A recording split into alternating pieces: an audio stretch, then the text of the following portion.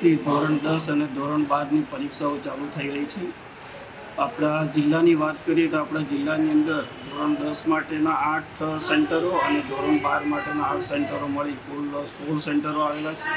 Total 13,317 જેટલા વિદ્યાર્થીઓ આજે પરીક્ષામાં બેસશે અને પરીક્ષા આપનાર છે.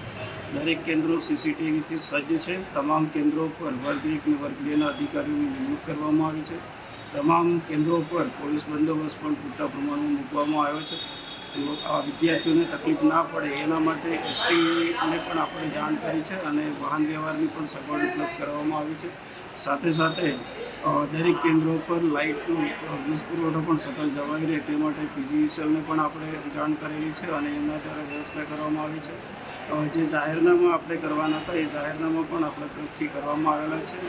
સૌ વિદ્યાર્થીઓને મારા તરફથી શુભેચ્છા છે કે કોઈ પણ જાતના ડર અને ભય વિના શાંતિથી પરીક્ષા આપે અને સૌને આ પરીક્ષામાં એ લોકો શાંતિથી કોઈ પણ જાતના ડર કે ભય વગર પરીક્ષા આપે અને કોઈ પણ જાતની એમને તકલીફ હોય તો જે અમારા કંટ્રોલ રૂમ ઉપલબ્ધ છે તે કંટ્રોલ રૂમ પર ફોન કરી શકે છે.